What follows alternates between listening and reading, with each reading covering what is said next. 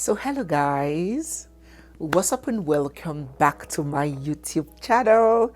It's me, your girl barrister Neze, and this is Nezeville. If you've been following us for a while now, then I bet that you already know of the Adobe Alago and Tundi Ayeni story. Well, if you do not, you can search up on my channel, search Skye MD or Tundi Ayeni and catch up on that story so you can get an insight as to where today's video is headed. I'm also going to leave the links for you to access down in the description box. So a brief recap here.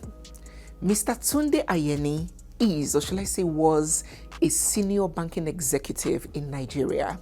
He served as chairman of the board of Skye Bank, one of the biggest commercial banks that existed in Nigeria. And he has a very successful career spanning over 30 years. Throughout his career and his corporate life, he was never known or meddled in any scandal or controversies until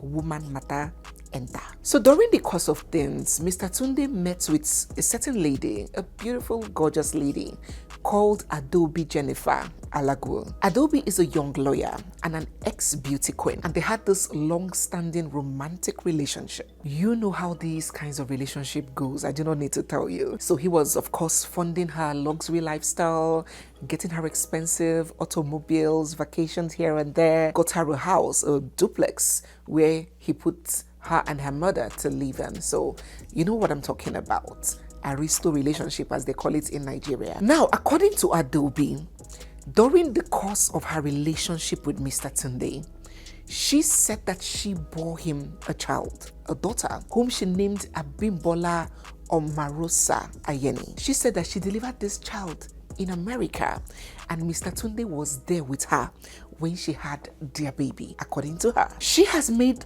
public a DNA report which she conducted in the UK, and Adobe claimed that Mr. Tunde's wife followed her to the hospital to eliminate and eradicate any chance of foul play. She said that the wife went together and confirmed that this girl belongs to her husband. That's Mr. Tunde's wife, right? She also went ahead to disclose that in addition to bearing Mr. Tunde a child, Mr. Tunde married her. He came to see her people, he paid her bride price in full, and they got married. So this was not a side chick matter according to her. She was claiming that the marriage existed later on down in that relationship. In the previous videos we did, we disclosed or we revealed Mr. Tunde's wife's reaction to all of these scandal, if I can call it that, because that is exactly what it is. And his wife was like, oh, these small girls, how come my husband can never do such a thing? All these prostitutes, all these gold diggers, all these girls that use juju and charm on men. My husband is not that kind. My husband is not a womanizer. We heard all of that from Mrs. Ayeni's mouth. So the question you asked me about a lady alleging that my husband is the father of a child. The first thing you need to ask her is, the first thing I want to ask you is, how old is the child that is claiming to have a child? Because when you want to, you see, this is just a gold digger. You should be able to know the signs of a gold digger from where to where. When you even look at the age gap, it becomes an insult. So later on down in the story, when Mr. Tunde came out to deny paternity of the child and said he doesn't want anything to do with Adobe and the child, and in fact went to retrieve the bride price that he paid. We are here to return her dowry. And from today, if we agree together, which we have agreed, she will cease to have anything to do with Tunde. She will cease in communication, and on behalf of the family, we want to withdraw so that everybody will live their normal life. As far as the family is concerned, Adobe ceases to have anything to do with Tunde today. And Tunde has, by the grace of God, we have resolved to move our lives forward. There was a lot of speculation that he was being pushed by his wife to deny his blood. In fact, so many people left the perpetrator and began blaming the wife that she was the one forcing and coercing her husband to abandon his responsibilities to a child that he bore. There was also a lot of advice from people saying, oh yes, even if you do not want to further the relationship or acknowledge the relationship you have with Adaobi, there is a child, an innocent human being has come out of this adultery. That child doesn't have a blame in what happened, what transpired. So that child should not be made to suffer.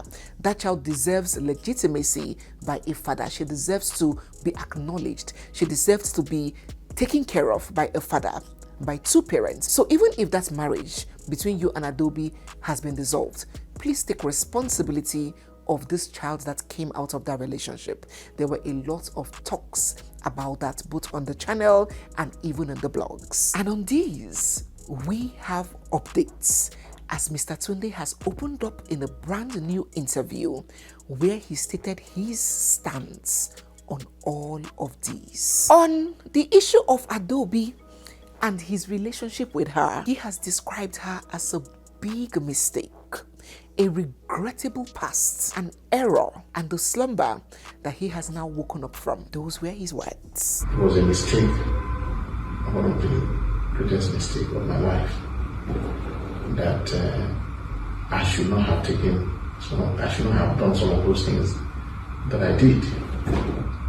But it's never too late to wake up from your mistake and make a point for people who love you, for yourself, your family, to try to redeem your image and your name. And I recounted myself from those things that I did. I'm saying it here, I've said it in so many forums, that it was an error. And I have recounted myself from that error, and I'm not interested. Please find your way.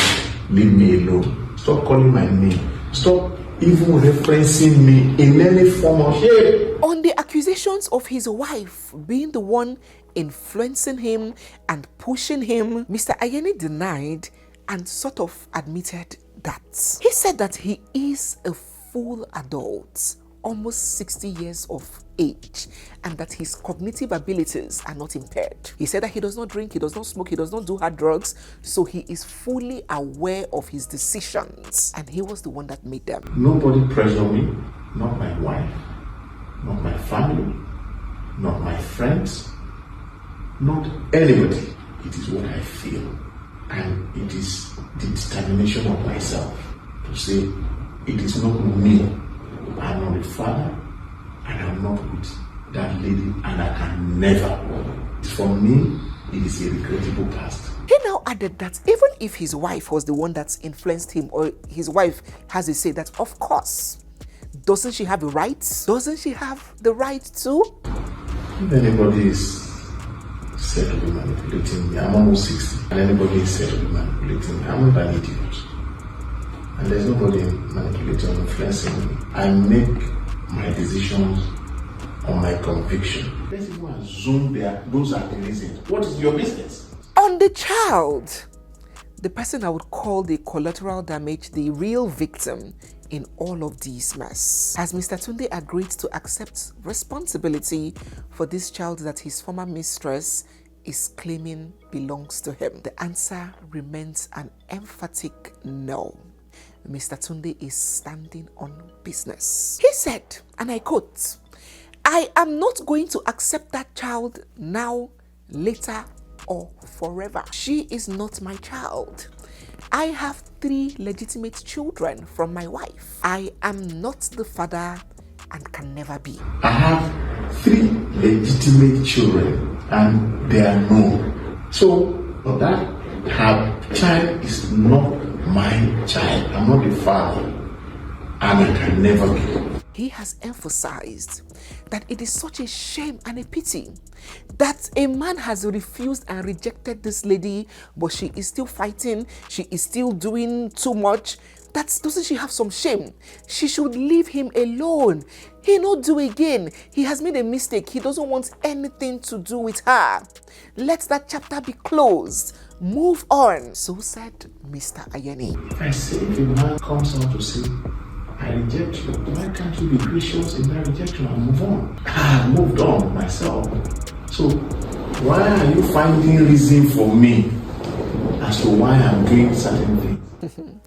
This matter is very sad and bonkers, but it has a lot of lessons embedded in it. You see, I often hear people, especially women, many of us we are at loggerheads with the concept of accountability.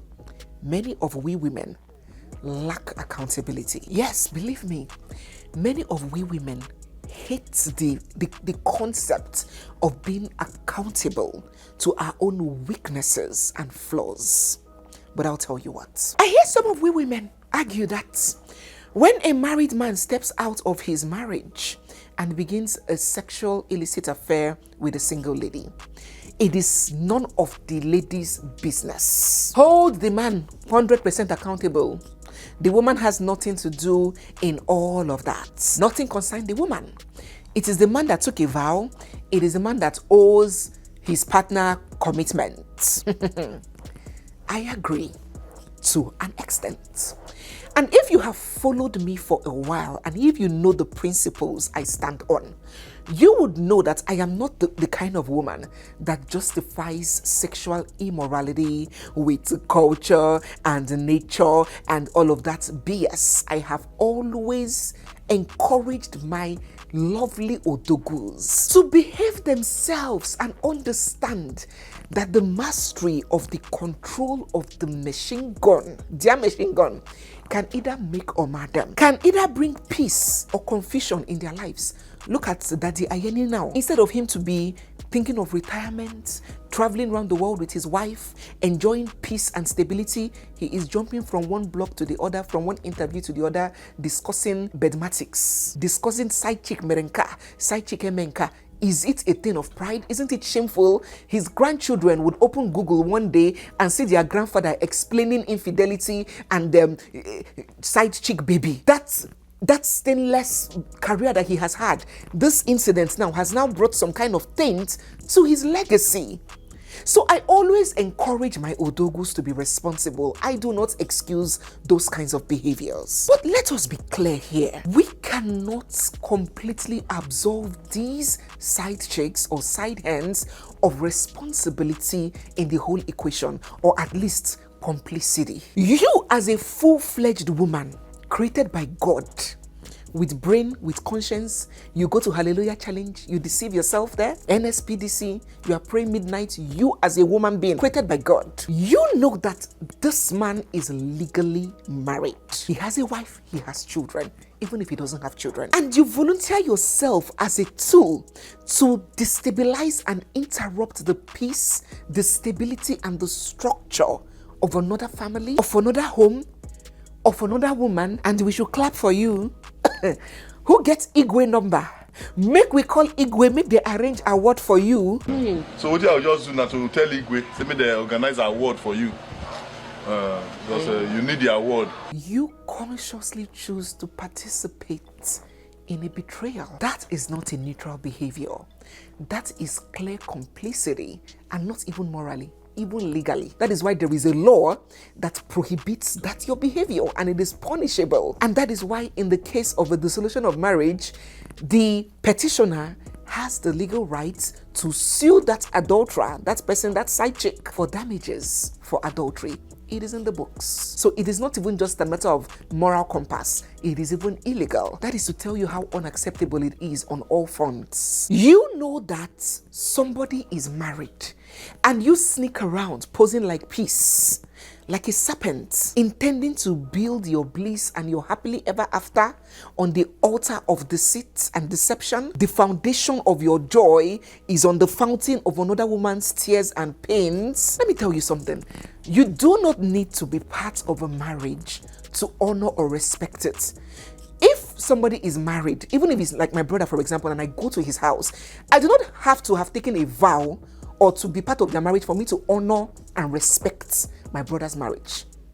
So just because you're not the one that took a vow with that man does not mean that you cannot honor that sacred union that is the first institution that the God you serve created. And you convince yourself.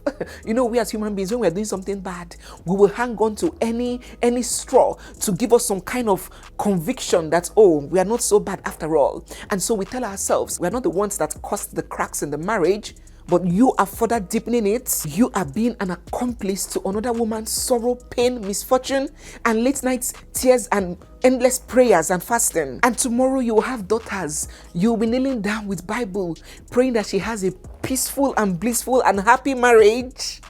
Sister, you can tell yourself anything to sleep well at night. You can lie to yourself, but I promise you, I will not lie to you. Hate it or love it. You are not that good person, that faultless and blameless person that you like to convince or deceive yourself that you are. You are an aider and an abettor of chaos and confusion. And I promise you, dear sister, that many times there are always repercussions for that kind of behavior. And we can see it clearly with this case in front of us. You know what it is to be chewed and spat out, denied, rejected, seen as a grave mistake, like a thorn, like a leper. And a man that once shared the same bed with you naked is saying, get out, I don't want to, go away from here. You disgust me. Do you know what that does to somebody? And worse in this case now is a child has been brought into the picture who would grow up knowing that she was not wanted by her father, if really that DNA test is true. There are repercussions for these kinds of behaviors. Please have that in mind. Now, secondly, there's another thing that I want to point out to you. Because some of us might be deluded or carried away by exceptional cases that we see on social media. So we confuse exceptions with the general principles, with what's normal, with the norm. My sisters, when you intertwine yourself in these kinds of relationships, you might start to delude yourself to feeling cute and special and wanted and, loved. You might even begin to nurse big ambitions, big dreams. Just like Adobe here, she nursed big dreams because she didn't end that side chick. She wanted more. So you might begin to nurse fancy dreams and convince yourself that you are his peace. After all, if his wife was giving him peace, he will not be in your arms. He will not be here with you. You're his guardian angel sent to redeem him from all the trouble at home. But I want to tell you the hard truth today. That not a lot of men, just only a handful, very few men will jeopardize their family for you. Even in their iberiberism, not all men are foolish. Not all men are Yul Edochies. He is in the gross minority. Because when I go through some of these pages, sometimes I see some young girls cheering this behavior on. You will see that they are drawing inspiration and comfort from these exceptional cases. When you go to people like Judy Austin's page or maybe Blessing CEO, you see them.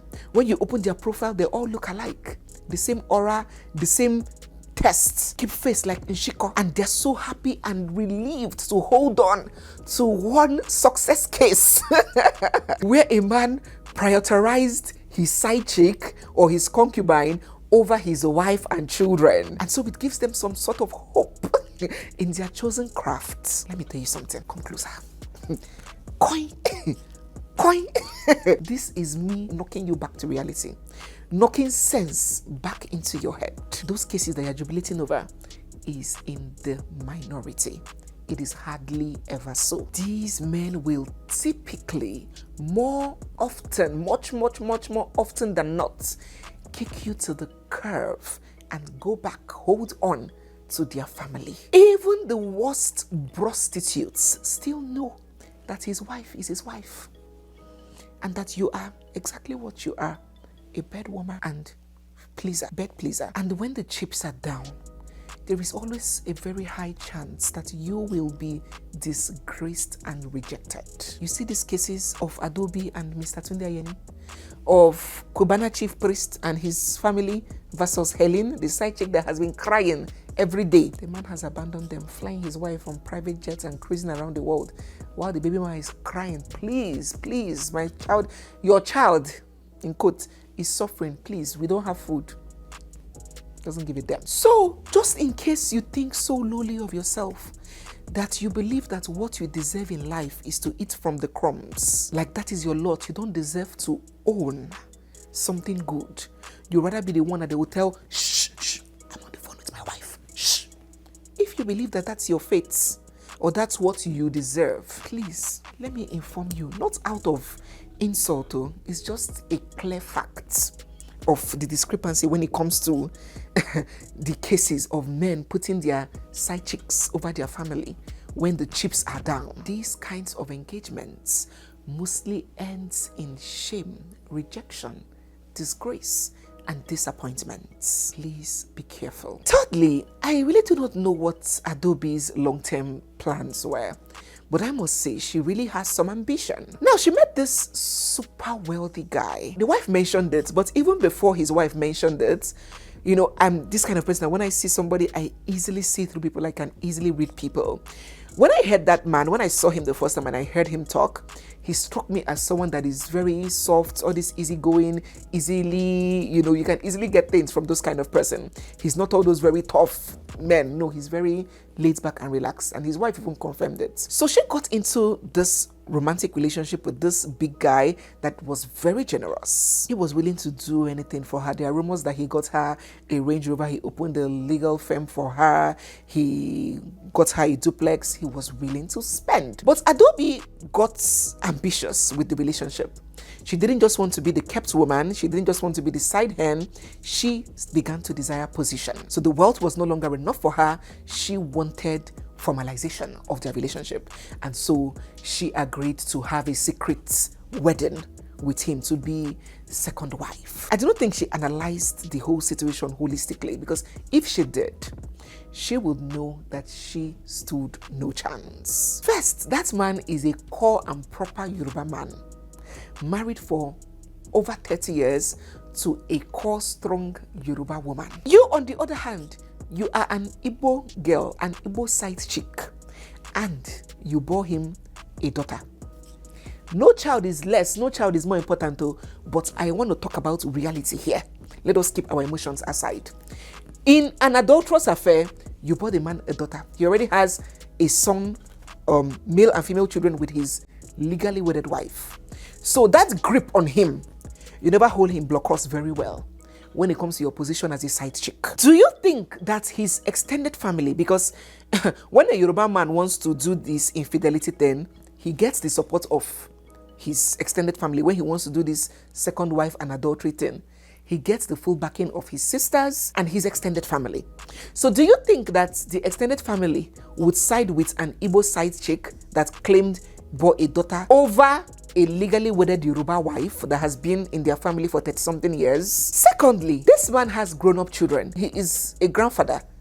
His child has gotten married. So that is to tell you the age and level of his children. And no matter how hard, strong man a man is, there gets to a stage in his life where his decisions will be influenced by his children's refusal or support. He will not be able to make some certain decisions if he doesn't have the backing of his grown-up children. Even instances where the children's mother have passed, like their father is a widower and he brings in a woman that the children do not like, the children will and can stomp their foot down and say, "Daddy, no, this woman, we don't." And at the point, the man would give up, because at a certain age, you need the backing of your children, your grown-up children. So this man has grown-up children who, of course, stood their foot down and took the side of their mother and said, "Daddy, it no go happen, no, cause see, Coco, that one that you're doing, that one that you're saying, it no fit happen, no." Do you think the man will forsake his adorable children, his grandchildren, his wife, just because of you, the side chick? Even if he wanted to marry you, there's a way the children will give him fire and pepper.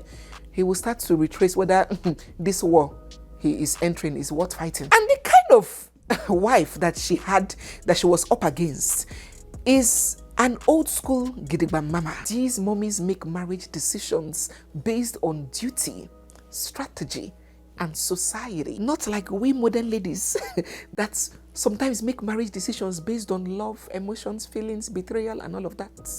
These mommies put their own emotions last in the scheme of things. She no go gree. And you think that this kind of mommy will vacate her marriage or leave her marriage because of you after she has labored with the man right from when they had nothing? Then you side chick from nowhere, you want to come and claim wife in her home. The mommy will follow you physically, spiritually, mentally, psychologically, and physiotherapically. She will disarm you in any way. Now, in this case is even, it is even a no-brainer because the man in question has owned up and accepted his infidelity, and he's willing to surrender, repent, and cooperate. He's not the type that is saying, oh, I am an African man. Daddy is willing to retrace his steps. He has called you a mistake. Even the ones that are not even willing to repent, even the ones that these mommies of those days are skilled at petting and managing the hell out of cheats. Before cheat come back, mommy has made hot or her soup, arrange everywhere, take bath, use them Tony Montana powder, rub for hair, hear the Tony Montana here and there, lay down for bed. And she knows where the husband is coming from. It is not like we young girls. It is not like we young girls that before the cheat comes, we don't carry fights, wait for door. Where are you coming from? You give the man fire. These old school mommies are very skilled at petting and managing prostitutes. That is why when you hear some of my lovely men crying, I want a woman like my mother. I want a woman like my mother.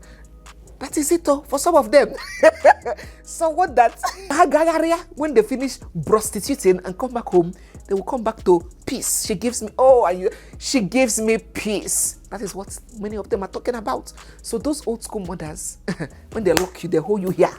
You go nowhere. If you like cheat, they remain there. So that was the kind of woman that Adobe was contending with.